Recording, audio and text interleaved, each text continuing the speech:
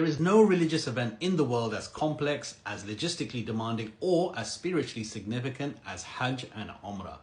That's why the Kingdom of Saudi Arabia not only has a dedicated ministry for Hajj and Umrah, it has an entire vision realization program built around it. This isn't about profitability. A lot of people seem to think that Saudi Arabia makes billions of dollars from this and they're raking in the cash. No, this is about religious duty, right?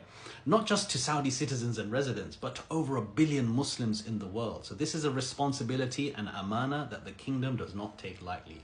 So just to put that into perspective, the kingdom would have spent hundreds of millions and billions of riyals and dollars on infrastructure, safety hospital, crowd management, and digital systems.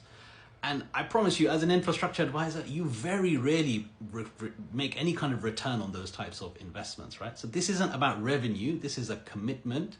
And that, for me, the best representation of that is that the King, His Majesty, his formal title is the custodian of the two holy mosques. He does not own the Haramain, right? He safeguards them on behalf of the Ummah until the next person takes over. So under Vision 2030, the Hajj and Umrah services program is focused on increasing capacity for Hajj and Umrah, modernizing the services, making the journey smoother, safer, and more spiritually fulfilling. And the objectives are to host 30 million people for Umrah every single year, improve satisfaction, comfort, and accessibility, reducing wait times and congestion, enabling private sector participation in the service delivery, not because it makes money, because it increases the provision of services. And what are these initiatives? For example, smart visa platforms, crowd control and transport upgrades, facility upgrades in Mina, Arafah, and Muzdalifah, multi-language support, volunteer programs, and emergency services. And of course, you need to be able to monitor all of this. So what are the KPIs?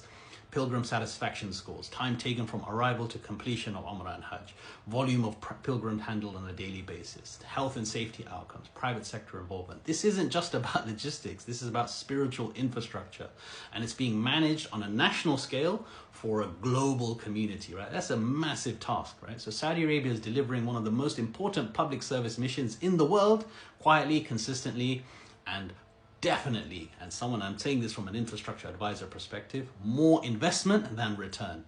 And that's because this isn't about investment, right? As an entrepreneur, one of the key things I can tell you, right, is that the more barakah you create, the more you get in return. It's a circular reference nightmare, but I promise you it works somehow. And for me, the management of Hajj and Umrah is the source of barakah for the kingdom. And I'm sure in His Majesty, the King, Crown Prince, they understand this. They have no choice but to dedicate themselves to fulfilling this obligation they have to the Ummah of 1 billion people. And that's done through Hajj and Umrah. And as a result of which, all the good things that come to Saudi Arabia happen